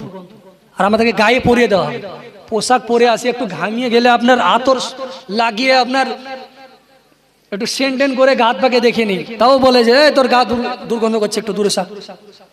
তো জাহান্নামের পোশাক কত দুর্গন্ধ, পশুর মধ্যে আসবে না, দুনিয়ার মাঝখানে লটকে দিলে পৃথিবীতে যত পশু আছে গন্ধে মারা যাবে। তো তার দুর্গন্ধ কত হবে। জিবরিল আমিন বলে, যাদেরকে বালা, যেগুলো বালা জিঞ্জিরে পরানো হবে, বলা হয়েছে ওই জিঞ্জিরগুলো যদি কোনো বড় পাহাড়ের ওপর রেখে দেওয়া হয়, ওই পাহাড়গুলো আপনার গলে পানি হয়ে যাবে। বলি সুবহানাল্লাহ, কত গরম। জাহান্নামে এখনো যায়নি বান্দা, শুধু জাহান্নামকে নিয়ে যাচ্ছে, এতে এত আযাব। আর জাহান্নামের আগুন কত ভয়ঙ্কর জানেন? আমার আল্লাহ পাক এই জাহান্নামকে প্রথমে 1000 বছর জ্বালালেন। কত হাজার? 1000। এর রং হয়ে গেল লাল। আল্লাহ পাক আবারও বললেন, ফারিস্তা আবারও জ্বালাও। জ্বালালেন, এর রং হয়ে গেল সাদা। আল্লাহ পাকের মালাইকাকে বলছে, হে আমার মালাইকা, আবারও 1000 বছর জ্বালাও। তো জ্বালানোর পরে জিবরিল আমিন বলছে, ইয়া রাসূলুল্লাহ, এই জাহান্নামের আগুন এত কালো, আঙ্গুল যেমন পাশাপাশি থাকে, দুজন মানুষকে পাশাপাশি পুরানো হবে, না এ অপরকে দেখতে পাবে, না ও একে দেখতে পাবে। কত কালো। বলা হয়েছে জাহান্নামের আগুন যখন হযরত আদম আলাইহিস সালাম দুনিয়াতে আসলেন, হযরত আদম আলাইহিস সালামের জন্য খাবার তৈরি করার জন্য আমরা আগুন ব্যবহার করি, তো আগুন ব্যবহার করি। তো জিবরিল আমিন আলাইহিস সালামকে বলছে আল্লাহ পাক যে এটা আগুন কিছু নিয়ে যাওয়ার পর সমুদ্রতে ৭৭ বার ধৌত করো। কতবার? ৭৭ বার। আমাদের দুনিয়ার পানি যদি আগুনের ওপর ছিটিয়ে দিত আগুন নিভে যায় না? নিভে যায়। তো আল্লাহ পাক বলছে সমুদ্রতে নিয়ে যাওয়ার পর তুমি আগুনটাকে ৭৭ বার ধৌত করবে। তো জিবরিল আমিন আলাইহিস সালাম বলছে আমি ৭৭ বার ধৌত করলাম, পাহাড়ের উপর রাখলাম, পাহাড়টা গলে পানি হয়ে গেল, বলি সুবহানাল্লাহ। আর ওটা থেকে একটা কালো ধোঁয়া তৈরি হলো, আর ওই কালো ধোঁয়া থেকে আজ পৃথিবীতে এত আগুন। জাহান্নামের আগুন থেকে না, জাহান্নামের কালো ধোঁয়া থেকে এত আগুন। তো জাহান্নামের আগুন কত ভয়ঙ্কর বাবা, জাহান্নামের ভয়ঙ্কর কত আগুন তাহলে। তো জিঞ্জিরে দিয়ে আপনার কাফেরদেরকে আপনার মুখ দিয়ে ঢোকাবে আপনার, আর পেছনের দিক দিয়ে বের করবে, বাম হাতের বগলের তল দিয়ে নিয়ে মুখের সঙ্গে লাগিয়ে দেবে। আর যে ডান হাত দেখছি, এই ডান হাতকে আপনার কাঁধের উপরে তুলে দেবে আর তাদেরকে কুঞ্জ করে দেবে, ছোট করে দেবে। তাদেরকে আপনার আঘাত করা হবে, মারা হবে। তো বলা হয়েছে না তারা চিল্লাতে পারবে, না কোনো আওয়াজ করতে পারবে, না তারা ছুটে পালাতে পারবে। জিঞ্জিরে দিয়ে বাঁধা, তাদেরকে মারবে, নিয়ে যাবে, জাহান্নামে নিক্ষেপ করবে। কিন্তু আমার নবী পাক বলছে, হযরত আনাস রাদিয়াল্লাহু তাআলা আনহু থেকে হাদিসখানা এসেছে, আল্লাহ নবী বলে শোনো, আমার উম্মতকে এইভাবে জাহান্নামে নিয়ে যাবে না, বলি সুবহানাল্লাহ। কোন নবীর উম্মত গো আমরা? শেষ নবীর উম্মত। আমাদের নবীর নাম কি? সকলে বলি মুহাম্মাদুর রাসূলুল্লাহ সাল্লাল্লাহু আলাইহি ওয়াসাল্লাম। হযরত আনাস রাদিয়াল্লাহু তাআলা আনহু বলছে আমার নবী কাফের উম্মতকে এইভাবে নিয়ে যাবে না। কিভাবে নিয়ে যাবে? আল্লাহ নবী বলছে শোনো, কিয়ামতের জন্য ফয়সালা হবে, আমার উম্মতকে যারা বয়স্ক উম্মত থাকবে তাদের দাড়িগুলোকে ধরে টেনে টেনে জাহান্নামে নিয়ে যাবে। কি ধরে? দাড়ি। আল্লাহ পাকের মালায়েকা জাহান্নামের দরজা যে ব্যক্তি থাকবেন, জাহান্নামের দরজা যে ফেরেশতা থাকবেন, ওই ফেরেশতার নাম হলো মালিক। ইনি আপনার জাহান্নামের পরিচালক। যেমন ফেরেশতার মধ্যে সর্দার হযরত জিবরিল আমিন, তো জাহান্নামের সর্দার এ মালিক। আল্লাহ নবী বলে শোনো, যারা আমার উম্মতের মধ্যে যুবক হবে, ওই যুবকদেরকে চুলগুলোকে ধরে টেনে টেনে জাহান্নামের দিকে নিয়ে যাবে। যারা আমার মহিলা থাকবে, যারা মহিলা উম্মত হবে, আল্লাহ নবী বলে তাদের চুলগুলোকে ধরে টেনে টেনে টেনে টেনে জাহান্নামের দিকে নিয়ে যাবে। মালিক ফেরেশতা বলবে কে এরা? এত আদবের সাথে আনো কেন? এত আদবের সাথে আনছো কেন? মানে জিঞ্জিরে নেই, জাহান্নামের পোশাক নেই, টেনে হিচড়ে নিয়ে যাচ্ছেন, শুধু চুল ধরে টেনে টেনে নিয়ে যাচ্ছে। তো মালিক ফেরেশতা বলছে এরা কারা? এত আদবের সাথে নিয়ে আসছে। আল্লাহ পাকের মালাইকা মালিক ওই সময় বলতে থাকবে, ও আল্লাহ পাকের বান্দারা বলো তোমাদের পরিচয় খানা কি আমাকে দেবে, তোমাদের পরিচয় খানা কি আমাকে বলবে। আল্লাহ পাকের মালাইকাকে বলবে, ওগো আল্লাহ পাকের মালিক, ও আল্লাহ পাকের মালিক ফেরেশতা, আমরা হলাম ওই নবীর উম্মত যে নবীর উপরে কোরআন নাজিল হয়েছে। হতভাগা মুসলমান বলতে পারবে না যে আমাদের নবীর নাম মুহাম্মাদুর রাসূলুল্লাহ। কিতাবের মধ্যে এভাবে এসেছে, তারা বলবে আমরা হলাম ওই নবীর উম্মত যে নবীর ওপরে কোরআন নাজিল হয়েছে। আচ্ছা, মা বোনেরা তো কোরআন মাজিদ শিখে, কিন্তু পড়ে আব্বাজান? পড়ে না। নামাজও পড়ে না। কেন বলুন তো? আমাদের ছেলেদের মধ্যে বছরে তাও 2 বার আল্লাহ পাকে সিজদা করে, ওদের তো তাও মাপ। বছরে ওই ঈদের নামাজও নাই, ওরা আল্লাহ পাকে সিজদাও করে। এমনও মহিলা আছে আল্লাহ পাকে এখনো সিজদাই করে নাই, এখনো মা বোনেরা আছে সিজদাই করেন আল্লাহ পাকে। তো এরা যদি মারা যায়, কোন মুখে আল্লাহ পাকের সামনে দাঁড়াবে বলুন তো? কিভাবে আল্লাহ পাকের সামনে দাঁড়াবে? আমার আল্লাহ পাক যদি জিজ্ঞাসা করে, বান্দা শোনো, আমি আল্লাহ পাক তোমাকে 60 বছর জিন্দেগি দিয়েছি, 50 বছর জিন্দেগি দিয়েছি, 20 বছর জিন্দেগি দিয়েছি। আমি নিজেকে মনে করলাম 20 বছর জিন্দেগি দিয়েছি। 20 বছর এক একটা দিন নয়, 20 বছর দিনে কি তুমি একবারও কি আমি আল্লাহ পাক আমাকে সিজদা করার সময় পাওনি? কি বলবো সেদিন? কিছু জবাব আছে? কোনো জবাব নেই। তো ওই দিন বান্দাগুলো বলবে আমরা হলাম ওই নবীর উম্মত যে নবীর ওপর কোরআন নাজিল হয়েছে। তো মালিক ফেরেশতা বলবে ও তোমরা হলো মুহাম্মদ সাল্লাল্লাহু আলাইহি ওয়াসাল্লামের উম্মত, বলি সুবহানাল্লাহ। তো মালিক ফেরেশতা বলবে তোমাদের কাছে কি কোরআন যায়নি? বলবে হ্যাঁ গিয়েছে। কোরআনের মধ্যে এভাবে আসছে যে হ্যাঁ আমাদের কাছে কোরআন গিয়েছে, আলেম ওলামারা আমাদেরকে জাহান্নামের বর্ণনা শুনিয়েছে, কিন্তু আমরা মানিনি, শুনেছি মানিনি, বিশ্বাস করিনি। আল্লাহ পাকের মালাইকা হযরত মালিক আলাইহিস সালাম বলবেন, এ বান্দারা শোনো, আজ যখন তুমি নাফরমানি করে এসেছো, দুনিয়াতে যখন নাফরমানি করেছো, যাও জাহান্নামের মধ্যে চলে যাও, জাহান্নামের মধ্যে ফেলে দেব। ওই সময় ওই বান্দাগুলো বলবে, ও আল্লাহ পাকের মালাইকা, ও আল্লাহ পাকের মালাইকা, 1 ঘন্টা কি সময় হবে? 1 ঘন্টা কি সময় হবে? তো মালিক ফেরেশতা বলবে কি করবে? বলছে একটু কান্নাকাটি করবে। তো আচ্ছা বলুন তো, দুনিয়াটা হলো কান্নাকাটি করার জায়গা, ওটা কান্নাকাটি করার জায়গা হবে? মালিক ফেরেশতা কিতাবের মধ্যে এভাবে আসছে যে ওই বান্দাগুলো এত কান্না করবে, তাদের চোখ দিয়ে আপনার রক্ত প্রবাহিত হবে। বলি সুবহানাল্লাহ।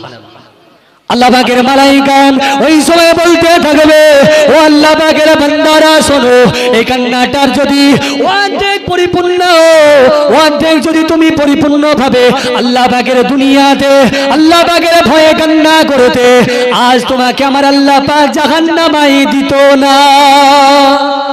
এভাবে কান্না করা দরকার ছিল না দুনিয়াতে। আমরা তো সকলে জানি যে তওবা যদি করি আমরা, যদি আমাদের চোখ দিয়ে পানি না আসে, অন্তরটাকে একটু কান্নার মতো করে নিতে হবে। আল্লাহ পাকের দরবারে কান্নার মতো একটু অন্তরটাকে করতে হবে, আমার আল্লাহ পাক ক্ষমা করে দেবে। বলি সুবহানাল্লাহ। তো আল্লাহ পাকের মালাইকা বলছে, তোমরা এইভাবে কান্নাটা যদি দুনিয়াতে এর অর্ধেকও বেশি, অর্ধেক করতে, অর্ধেক পরিমাণে করতে, তো আমার আল্লাহ পাক কোনো সময় তোমাদেরকে জাহান্নামে দিত না। নবী পাকের উম্মতের শুধু আমি মান সম্মানগুলো বলছি, আখিরাতের জমিনেও তাদের কত সম্মান জাহান্নামী হওয়ার পর। আল্লাহ পাকের মালাইকা বলবেন, ও আল্লাহ পাকের বান্দা শোনো, তোমার সময় শেষ হয়ে গিয়েছে, এবারে তোমাকে জাহান্নামের মধ্যে যেতে হবে। আল্লাহ পাকের বান্দা, আল্লাহ পাকের বান্দাগুলো কান্না করতে থাকবে, আল্লাহ পাকের বান্দাগুলো কান্না করবে, আল্লাহ পাকের বান্দাগুলোকে নিয়ে যখন জাহান্নামের মধ্যে ফেলে দেবে, ওদের জবান থেকে একটি কলেমা বের হবে, লা ইলাহা ইল্লাল্লাহ মুহাম্মাদুর রাসূলুল্লাহ সাল্লাল্লাহু আলাইহি ওয়াসাল্লাম। এই কলেমা যখন পড়বে, জাহান্নামের আগুন এই কলেমা শুনে দূরে চলে যাবে। বলি সুবহানাল্লাহ। কলেমা শুনে জাহান্নামের আগুন দূরে চলে যাবে। আমার নবী পাকের উম্মতের মান সম্মান মর্যাদা জাহান্নামে কত দেখো, আর আমরা দুনিয়াতে আমার মান সম্মান আমরা নিজেকে বুঝতে দিচ্ছি না কেন? প্রত্যেকটা নবীর একটি দোয়া ছিল, আল্লাহ পাক আপনি যদি আমাকে নবী না করে শেষ নবীর কোন উম্মত, শেষ নবীর কোন উম্মত করে পাঠাতে, তো আল্লাহ পাক আমি বড় শুকরিয়া আদায় হতাম। কারণ দেখুন, আমি এর আগে কি বললাম, কেউ যদি একজন ব্যক্তি যদি সুবহানাল্লাহি ওয়া বিহামদিহি সুবহানাল্লাহিল আযীম বলে, আমার আল্লাহ পাক বলে তার অর্ধেক মিজানে পরিপূর্ণ, অর্ধেক সওয়াব দিয়ে পরিপূর্ণ করে দিই। বলি সুবহানাল্লাহ। তো অন্য নবীর উম্মতের সময়ে এরকম অফারগুলো ছিল না, আমাদের বেলাতে এত অফার, কিন্তু আমরা অফার পাওয়ার পরে রিজেক্ট করি। কিন্তু আমাদের মোবাইলে যদি একবার বলে যায় আজ 300 টাকা রিচার্জ না, আজ 49 টাকা রিচার্জ করতে হবে, না 100 টাকা রিচার্জ করতে হবে, তাহলে আপনার 3 মাস, তো দেখবেন দোকানে অনলাইনে টাকা ফুরে যাবে, ফুরাবে না? কিন্তু আমার আল্লাহ পাক এত অফারের অফার অফার অফার অফার দিয়ে দিয়ে দিয়ে মসজিদ ভরপুর হয় না, আমাদের মসজিদ ভরপুর হয়। আজ যদি ভারতের দিকে লক্ষ্য করেন, আমাদের ভারতবর্ষে গুগলে যদি সার্চ করেন বলবে আজ ভারতবর্ষের জমিনে 10 মিলিয়নেরও বেশি মুসলমান বাস করে। কত মিলিয়ন? 10 মিলিয়ন। 100 হাজারে হয় 1 লাখ, আর 10 লাখে হয় 1 মিলিয়ন, তো 10 মিলিয়ন মুসলমান বাস করে। তো বলছে মসজিদ আছে ভারতবর্ষের জমিনে 3 লাখেরও বেশি। আচ্ছা 3 লাখ মসজিদের ভিতরে 1 মিলিয়ন মুসলমান হবে? হবে আব্বাজান, হবে? তো আল্লাহ পাক এত অফার দেওয়ার পরে আমরা কেন মানি না, কেন যাই না? কারণ আমাদের আল্লাহ পাক আমাদেরকে এত অফার দিয়েছে। ওই যে আমাদেরকে আল্লাহ পাকের মালাইকা জিজ্ঞাসা করবে, তোমাদের কাছে কি কোরআন যায়নি? তোমাদের কাছে কি কোনো আলেম ওলামা যায়নি? ওই দিন আমরা বলবো গিয়েছে, বলেছে, শুনেছি, আমল করিনি। সেদিন আমাদের কথা মনে পড়বে। সকলে দুরূদ শরীফ পড়ি, আল্লাহুম্মা সাল্লি আলা ঠান্ডা হয়ে যায়।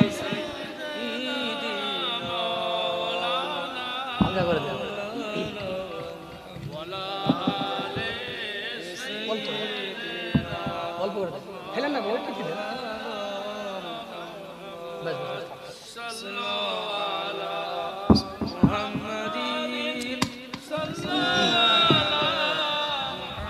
সকলে আমি একটি নাট পড়বো, সকলে আমার সঙ্গে সঙ্গে বলবেন তো? বলবেন? কারণ নবী পাকের একজন সাহাবা ছিল, এই সাহাবা আমার নবী পাকের সামনে দাঁড়িয়ে দাঁড়িয়ে নবী পাকের ব্যাপারে কবিতা বলে বলে শোনাতেন, বলি সুবহানাল্লাহ। তো আমরা কি বলে নাট কবিতা এগুলাই তো, সকলে বলবেন। নবী রহমতে আলম নূরে মুজাসসাম সাহাবীরা তোর বানাই ওই নবীজির ঘাম, সাহাবীরা তোর বানাই ওই নবীজির ঘাম। রহমতে আলম নূরে মুজাসসাম সাহাবীরা তোর বানাই ওই নবীজির ঘাম, সাহাবীরা তোর বানাই ওই নবীজির ঘাম।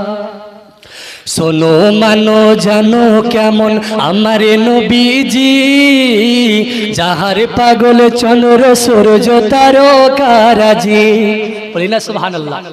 নবী পাকের প্রেমে চন্দ্র সূর্য তারকা পশু পাখি সবকিছুই রাজি, শুধু আমরা হতভাগা মুসলমান রাজি না। তিনার প্রেমে আমরা মাশগুল না। চাঁদ সূরজ দেখুন, আল্লাহ রাসূল দুনিয়া থেকে চাঁদের দিকে ইশারা করে, চাঁদ দু টুকরো হয়েছে না হয়নি? সূর্যকে ইশারা করেছে, ফিরে আসে না আসেনি? বনের হরিণকে কথা দিয়েছিল, আসে না আসেনি? তো নবী পাকের দিওয়ানা সকলে, শুধু আমরাই না। তো কবি বলছি, শোনো মানো জানো কেমন আমার নবীজি, যাহার পাগল চন্দ্র সূর্য তারকারাজি। শোনো মানো জানো কেমন আমার নবীজি, যাহার পাগল চন্দ্র সূর্য তারকারাজি। তোমরা আরো শুনবানি সুন্দর কাহিনী, জন্নতের ওই রোমে রোমে লিখা নবীর নাম, জন্নতের ওই রোমে রোমে লিখা নবীর নাম। নবী রহমতে আলম নূরে মুজাসসাম সাহাবীরা তোর বানাই ওই নবীজির ঘাম, সাহাবীরা তোর বানাই ওই নবীজির ঘাম। উস্তুনে হান্নানা একটা খেজুর গাছের নাম, যাকে ধরে খুতবা দিতেন রাসূল আকরাম। উস্তুনে হান্নানা একটা খেজুর গাছের নাম, যাকে ধরে খুতবা দিতেন রাসূল আকরাম। গস্তি নবীর বিরহে সদা কাঁদিতে রহে, হত ভাগাই দেখে সকল সাহাবায়ে কেরাম, হত ভাগাই দেখে সকল সাহাবায়ে কেরাম।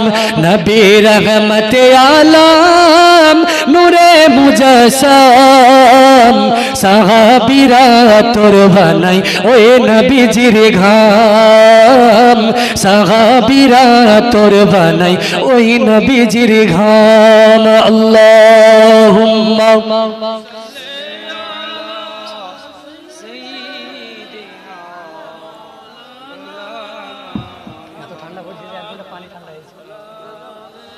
তো মজার সময় নেই গেরাম। আল্লাহ পাক যখন ওই জাহান্নামী বান্দাদেরকে ফেলে দিবে, তো জাহান্নামের মুখ থেকে একটি কলমা বের হবে, লা ইলাহা ইল্লাল্লাহ মুহাম্মাদুর রাসূলুল্লাহ। তো জাহান্নামের আগুন দূরে চলে যাবে। তো জাহান্নামের আগুনকে মালিক ফেরেশতা জিজ্ঞাসা করবে, হে মালিক, হে জাহান্নামের আগুন কেন তাদেরকে জ্বালাও না, কেন তাদেরকে পোড়াও না? বলবে, এ আল্লাহ পাকের ফেরেশতা, ওই যে আল্লাহ পাকের পবিত্র নাম নিয়েছে, আল্লাহ পাকের নবীর উম্মাহ, আল্লাহ পাকের নবীর নাম নিয়েছে, এই কারণে আমরা তাকে ধরতে পারি না। বলি সুবহানাল্লাহ। তো জাহান্নামের বান্দাদেরকে যখন আপনার মালিক ফেরেশতার ডিউটি কি? মানুষকে আযাব দেওয়া, মানুষকে আযাব দেওয়া। তো মালিক ফেরেশতা নিজের আসল চেহারা দেখাবে ওই বান্দাদেরকে। তো তার চেহারা এত ভয়ানক হবে, তার স্মৃতিশক্তি হারিয়ে যাবে, কলমা ভুলে যাবে। বলি সুবহানাল্লাহ। কত ভয়ঙ্কর হবে। তো জাহান্নাম যেমন ভয়ঙ্কর, তেমন ভয়ঙ্কর ভয়ঙ্কর জিনিসও তো থাকবে সেখানে, না থাকবে না? থাকবে না? তো বান্দারা যখন ভুলে যাবে কলেমা, তো বলা হয়েছে কিতাবের মধ্যে এসেছে কারো হাঁটু পর্যন্ত, কারো কোমর পর্যন্ত, কারো গলা পর্যন্ত আসবে, কিন্তু মালিক ফারেস্তা বলবে শোনো ওদের মুখগুলো জ্বালিও না, বলি সুবহানাল্লাহ। আমার নবীর উম্মতের কত সম্মান দেখুন, ওদের মুখগুলোকে জ্বালিও না, কারণ ওরা ওই কপাল দ্বারা সিজদা করেছে, অন্তর দ্বারা অন্তরটাকে পুড়িও না, অন্তর দ্বারা রোজা রেখেছে, পিপাসিত থেকেছে, তাদেরকে পুড়িও না। তাহলে আমাদের সম্মান তো জাহান্নামে, কেন দুনিয়াতে আমরা সম্মান নিতে পারছি না? দুনিয়াতে থাকা অবস্থায় আমাদেরকে জানতে হবে আল্লাহ পাক আমাদেরকে কেমন সম্মান দিয়েছে, জানতে হবে না আব্বাজান? আমরা যখন কবরে যাব তখন জেনে কোনো লাভ আছে? কোনো লাভ নেই।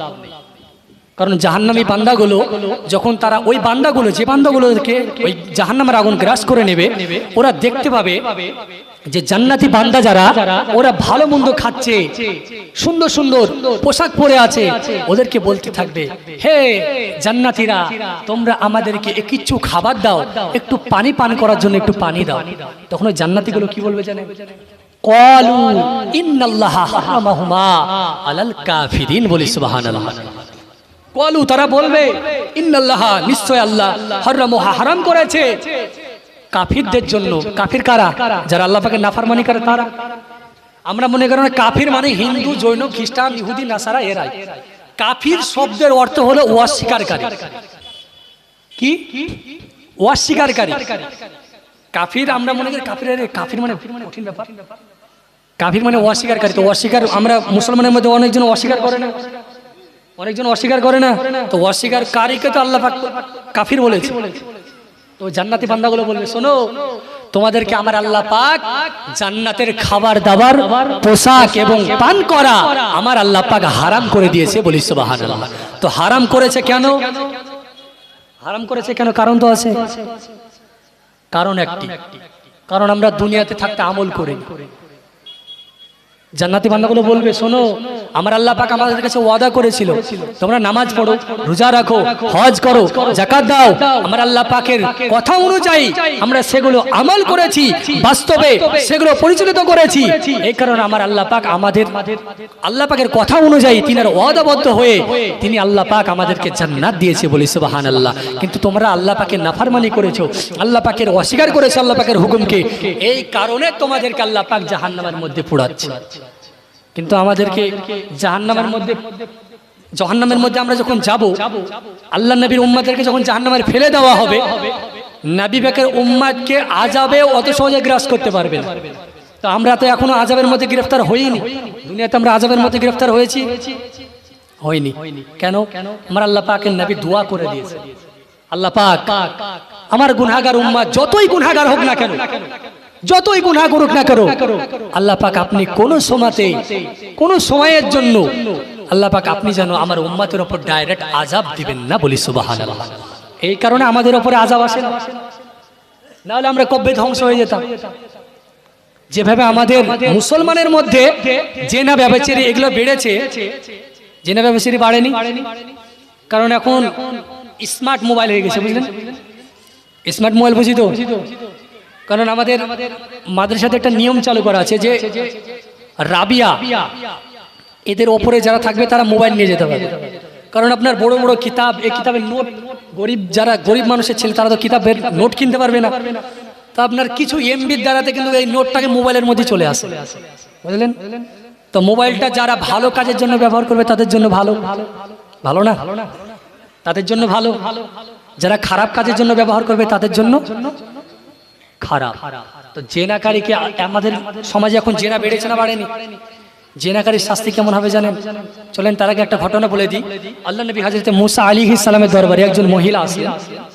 আসার পরে বলে হুজুর আমি এত গুনাহ করেছি, এত একটা বড় অন্যায় করেছি, আল্লাহ পাক হয়তো আমাকে ক্ষমা করবে,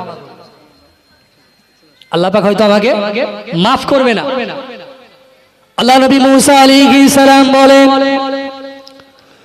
ও মা মহিলা বলো কি এমন গুনাহ করেছো বলো। ওই মহিলাটি বলতে কোনো ভয় পায়, মহিলাটি মুসা আলাইহিস সালামকে বলতে চায় না। আল্লাহ নবী মুসা আলাইহিস সালাম বলে, ও আম্মা জান, আপনি কি আপনার গুনার কথাটা আমাকে বলবেন? আপনি কি আপনার গুনার কথাটা আমাকে প্রকাশ করবেন? আল্লাহ পাকের নবীর উম্মা তিনি হযরতে মুসা আলাইহিস সালামকে বলেন, ইয়া নবী মুসা, আমি দুনিয়াতে জিনা করেছিলাম। একদিন জিনা করার পরে আমার পেটে একটি বাচ্চাও এসেছিল। কি বলছেন বলেন? তো কি বলছে যে হে নবী মুসা, আমি জিনা করেছিলাম এবং আমার পেটে একটি বাচ্চাও এসেছিল এবং বাচ্চাটিকে আমি দুনিয়াতে ভূমিষ্ঠ করার পর নিজে হাত দ্বারা হত্যা করেছি। এক তো জিনা করেছি, দ্বিতীয় হত্যার পাপ। আমার আল্লাহ পাক কিন্তু আগের নবীর জামানাতে ডাইরেক্ট আযাব দিত, আকাশ থেকে এবং জমিন থেকে, যেখান থেকে হোক না কেন আল্লাহ পাক ডাইরেক্ট আযাব দিত মানুষের উপর। গুনাহগার যারা হতো, গুনাহগার বেশি অত্যাচার গুনাহগার হয়ে গেলে আমার আল্লাহ পাক আযাব দিয়ে দিত। তো আমাদের সমাজের মধ্যে এখন গুনাহগার হয়েছে না হয়নি? হয়নি। শুধু আমরা নবী পাকের দুয়ার ওসিলাতে বেঁচে যাচ্ছি, বুঝলেন? নবী পাকের দুয়ার ওসিলাতে বেঁচে যাচ্ছে। আজ যদি আমাদের নবী আমাদের জন্য দোয়া না করে যেতেন না, তো আমাদেরকে আল্লাহ পাক ধ্বংস করে দিত। শুধু নবী পাকের দুয়ার ওসিলাতে আমরা বেঁচে যাচ্ছি। ওই সময় মুসা আলাইহিস সালাম বলেন, ও আম্মা জান, মহিলা কি এমন অন্যায় করে ফেলেছেন, আমার দরবার থেকে বেরিয়ে যান, না জানি আমার আল্লাহ পাক আপনার কারণে আমার উপর আযাব নাযিল করে দেয়। এর মহিলা আমার দরবার থেকে বেরিয়ে যান। মুসা আলাইহিস সালাম এত রাগান্বিত হয়ে গেলেন। সমস্ত নবীর মধ্যে একজন নবীর সব থেকে বেশি রাগ ছিল, সে নবীর নাম কি? হযরতে মুসা আলাইহিস সালাম। বলা হয়েছে কিতাবের মধ্যে এসেছে যে নবী মুসা আলাইহিস সালাম যখন রেগে যেতেন, পাগড়ির ওপর দিয়ে তার চুলগুলো দাঁড়িয়ে যেত। বলি সুবহানাল্লাহ, কত রাগ দিয়েছিলেন আল্লাহ পাক। তো মুসা আলাইহিস সালাম বলছে, হে মহিলা, আপনার কারণে আমার আল্লাহ পাক আমার উপরও না আযাব নাযিল করে দেয়, আপনি আমার দরবার থেকে বেরিয়ে যান। আল্লাহ পাকের নবী যখন মহিলাটিকে বের করে দিলেন, আল্লাহ পাকের মালাইকা হযরত জিবরিল আমিন আলাইহিস সালাম আল্লাহ নবী মুসা আলাইহিস সালামের দরবারে এসে হাজির। ওগো আল্লাহ নবী মুসা আলাইহিস সালাম, ওগো আল্লাহ নবী মুসা আলাইহিস সালাম, আপনি কি জানেন ওই জিনাকারীর চাইতো আল্লাহ পাকের দুনিয়াতে আরো ভয়ঙ্কর গুনাহগার বান্দা আছে। জেনা করেছে, পেটে বাচ্চা এসেছে, বাচ্চাটিকে আপনার দুনিয়াতে ভূমিষ্ঠ করার পর হত্যাও করে দিয়েছে। হযরতে জিবরিল আমিন আলাইহিস সালাম বলছে, হুজুর আপনি কি জানেন ওর থেকেও বড় গুনাহগার আছে? অবাকের বিষয় না? আমরা মনে করি দুনিয়াতে হয়তো জেনা সবথেকে বড় পাপ, কিন্তু আমাদের জেনা বেড়েছে।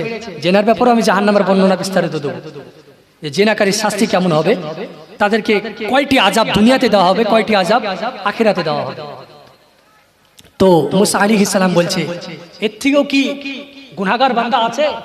নবী মুসা আলাইহিস সালাম বলছে, হুজুর, যে ব্যক্তি জেনে বুঝে স্ব ইচ্ছায়, নিজের ইচ্ছাতে এক ওয়াক্ত নামাজকে কাজা করে দেয়, আমার আল্লাহ পাক ও জেনাকারীর থেকে বেশি নিকৃষ্ট ঘোষণা করে দেয়। বলি সুবহানাল্লাহ। তাহলে আমরা কতগুলো নামাজ কাজা করেছি, আমরা জেনাকারীর থেকে নিকৃষ্ট নেই? নিকৃষ্ট না? বলি নিকৃষ্ট না? খারাপ লাগছে কথা আমার, খারাপ লাগতে পারে, কিন্তু ইসলামের কথা। একটা বাচ্চা ছেলে যদি এখানে বসে একটা ইসলামের কথা বলে, সেটা আমার ইসলামেরই কথা, সেটাকে আমাকে মানতেই হবে। সে বড় হোক ছোট হোক, যেই হোক না কেন, ইসলামের কথা মানেই আমার উপরে তার হুকুম, ঠিক কি না? তো নামাজ আমরা জেনে বুঝে ছেড়ে না, ইচ্ছাকৃত ছেড়ে। তো ইচ্ছাকৃত ছেড়লে আল্লাহ পাক জেনাকারী থেকে নিকৃষ্ট এক ওয়াক্ত নামাজের কারণে বলেছে। তো আমাদের দুনিয়ার জমিনে এখন মুসলমান 20 মিলিয়ন মুসলমানের মধ্যে যদি 1 মিলিয়ন মুসলমান নামাজি না হয়, তাহলে 9 মিলিয়ন জেনাকারী থেকে নিকৃষ্ট। তাহলে জেনাকারী থেকে নিকৃষ্ট হলে আল্লাহ পাক এতদিন আমাদের উপর আযাব দিত না? দিত না? দিত, কিন্তু দেননি। কিন্তু আল্লাহ পাকের এই যে হুকুম, যে ব্যক্তি জেনা করে, বলা হয়েছে তাদের জন্য 6টি আযাব রয়েছে। কয়টি? 6টি। তিনটে আল্লাহ পাক দুনিয়াতেই তার আযাব দিয়ে দেবে, তিনটে আযাব দুনিয়াতেই দেবে, আর তিনটে আযাব আখিরাতে দেবে। আমি যখন এটা পড়লাম, যে ব্যক্তি জেনাকারী হবে আল্লাহ পাক বলেছেন ওই ব্যক্তি দুনিয়াতে তার রুজি কম করে দেবে। কি কম করে দেবে? রুজি, খাবার দাবার কম করে দেবে, তার আয়ু কমে দেবে। এবং আমি আল্লাহ পাক তাকে বিনা তওবায় মওত দান করব, বিনা তওবায়। আর বলা হয়েছে তোমরা অতক্ষণ পর্যন্ত মরো না, কোরআনের ভাষা, যতক্ষণ পর্যন্ত তোমরা পূর্ণাঙ্গ ঈমানদার না হয়ে যাও। তো ঈমানদার হতে গেলে জেনার জন্য তওবা করতে হবে না? হবে না? হবে তো। আল্লাহ পাক বলছে পৃথিবীতে আরেকটি হচ্ছে শাস্তি, সেটা হলো তার চেহারা থেকে আমি আল্লাহ পাক নূরকে উঠিয়ে নেব। তার চেহারায় যে একটা আলো, আপনি নামাজি বান্দার দিকে যদি দেখে আর একজন বেনামাজি বান্দার দিকে দেখে, পার্থক্য অনেক দেখতে পাবেন। দেখতে পাবেন না? দেখতে পাবেন। আপনি একবার ভালো করে লক্ষ্য করে দেখবেন যে বেনামাজি আর নামাজির দিকে লক্ষ্য করে দেখবেন। আচ্ছা, যারা দাড়ি কাটে আর যারা দাড়ি কাটে না, যারা দাড়ি কাটে না ওদেরকে দেখবেন, আর যারা দাড়ি কাটে ওদেরকে দেখবেন। কারণ যে ব্যক্তি দাড়ি কাটে, আপনি বিজ্ঞানের দিকে লক্ষ্য করুন, সায়েন্স যেগুলো বলছে যে যারা বেশি দাড়ি কাটে তাদের যে স্কিন, মুখের গ্লেজ খারাপ হয়ে যায়, বুঝলেন? আমার নবী পাক তো বলে গিয়েছে দাড়ি রাখতে, এখন বিজ্ঞান সেটা গবেষণা করে বলে দিচ্ছে। তো আমার আল্লাহ পাক কিয়ামতের দিনে তিনটি আযাব কি দিবে জানেন? আমার আল্লাহ পাক ওই বান্দার দিকে ঘুরেও তাকাবে না। কি করবে না? তাকাবে না। এবং তার হিসাব নিকাশ আমার আল্লাহ পাক বড় কঠোর ভাবে নেবে। আর যে ব্যক্তির হিসাব কিয়ামতের দিনে কঠোর ভাবে নেবে, ওই ব্যক্তির জাহান্নাম ছাড়া কোনো উপায় নেই। বুঝতে পারলেন? আর এই তৃতীয় নাম্বার বিষয়টা যখন পড়ছিলাম আমি অবাক হয়ে গেলাম। আল্লাহ পাক বলে জেনাকারী চোখ দুটোকে আমার আল্লাহ পাক, যারা পুরুষ হবে পুরুষের চোখ দুটোকে মহিলা লিঙ্গে পরিণত করবে, আর যারা মহিলা হবে মহিলার চোখগুলোকে আমার আল্লাহ পাক পুরুষের লিঙ্গের মতো করে দেবে। আর এটা গোটা হাসরের ময়দানে যত মানুষ থাকবে সমস্ত মানুষ জেনে নেবে যে এরা জেনাকারী। অপমানিত হতে হবে না? নূরুল্লাহ এখানে আই, অপমানিত হতে হবে না? কারণ আপনি ভাবেন, এখানে আপনি দেখেন অনেকজন নামাজ পড়েন, আমি যদি বলি কে কে নামাজ পড়েন হাত তুলেন, তো কেউ হাত তুলবে না। কেন? লজ্জার বিষয়। কটা মানুষ আছে আমরা এখানে? 100 মানুষ হবে না? 100 মানুষ যদি না হয়, তাই যদি এত লজ্জাবোধ করি, কিয়ামতের দিনে কোটি কোটি কোটি কোটি মানুষ থাকবে, তাদের সামনে আপনার গুনাহগুলো প্রকাশ করবে। তো গুনাহ যদি আপনার প্রকাশ করে দেয়, তা আপনি লজ্জিত বোধ হবেন না? হবেন না? হবেন তো। আমার আল্লাহ পাক বলে যে ব্যক্তি জিনা করবে, আমার আল্লাহ পাক বলে ওই বান্দাকে জাহান্নামে যেতে হবে। আল্লাহ পাক বলে যারা পুরুষ হবে আমি আল্লাহ পাক ওই ব্যক্তিকে ৭৭,০০০ বছর ধরে জ্বালাবো। জাহান্নামের একটা দিন কতদিন হবে জানা আছে আমাদের? জাহান্নামের একটা দিন হবে কতদিন? জাহান্নামের একটা দিন হবে 7 দিনের সমান। কতদিন? 7 দিন। আর হিসাব যদি করেন আপনি, তো বলা হয়েছে 2555 দিন সময়, 1 বছর জাহান্নাম। কতদিন? 2555 দিন জাহান্নামের 1 বছরের সময়। তো ৭৭,০০০ বছর জেনাকারীকে জ্বালাবে। আমার আল্লাহ পাক বলে যে ব্যক্তি মহিলা জেনাকারী হবে আমি আল্লাহ পাক ওর পেটের ভিতরে একটি আগুনের বাচ্চাকে তৈরি করে দেব।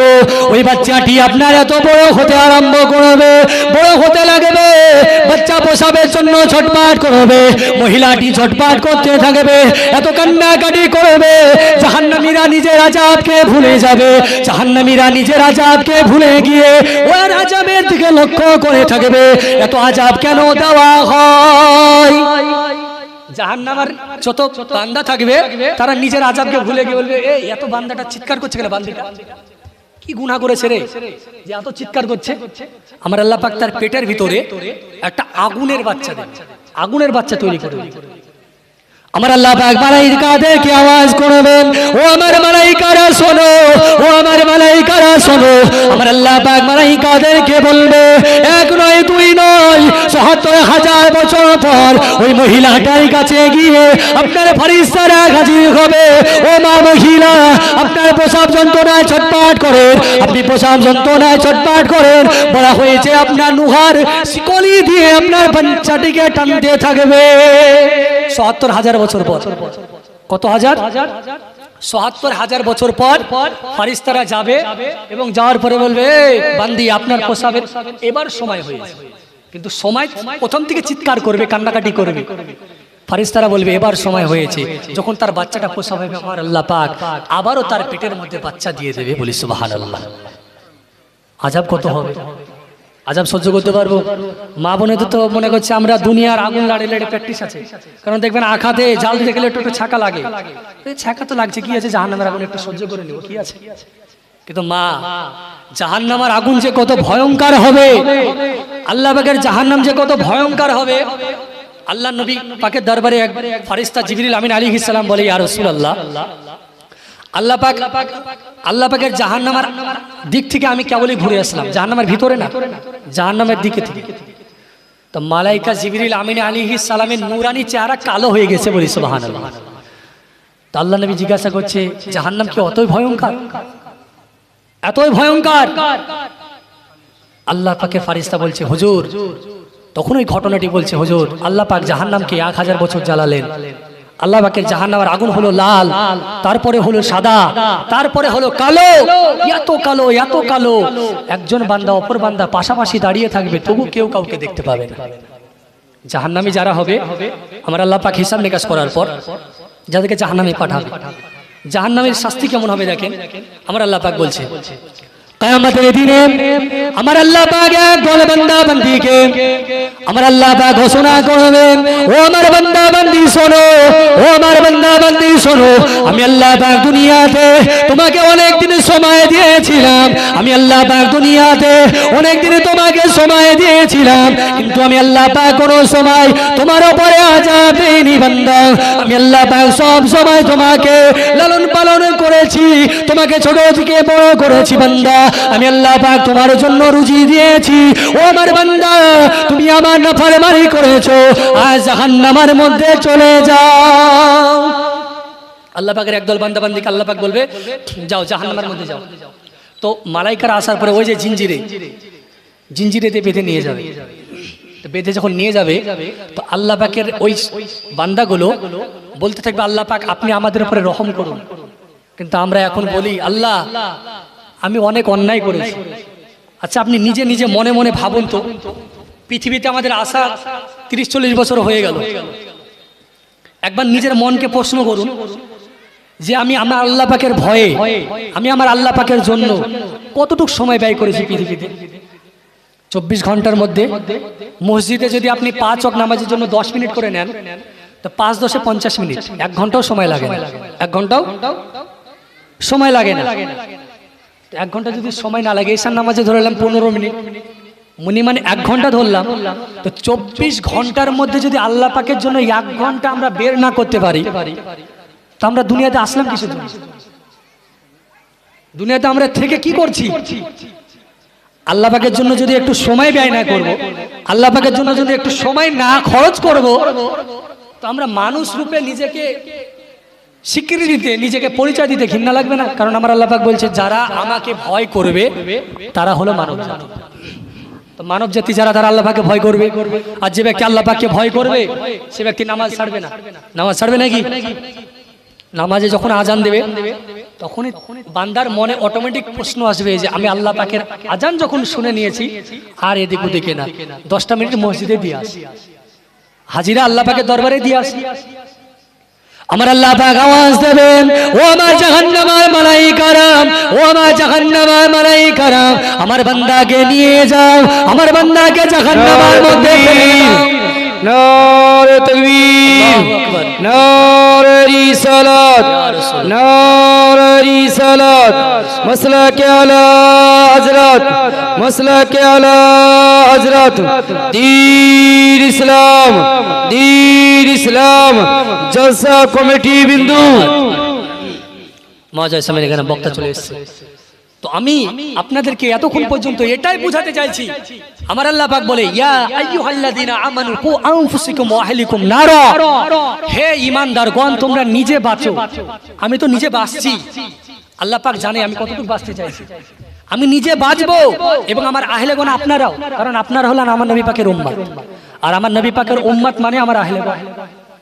আর আপনাদেরকে বাঁচানোর আমার দায়িত্ব, আলেম ওলামার দায়িত্ব, আপনাদেরকে বাঁচাতেই হবে। আমার আল্লাহ পাক সূরা হজের প্রথম আয়াতে বলছে তোমরা আমাকে ভয় করো।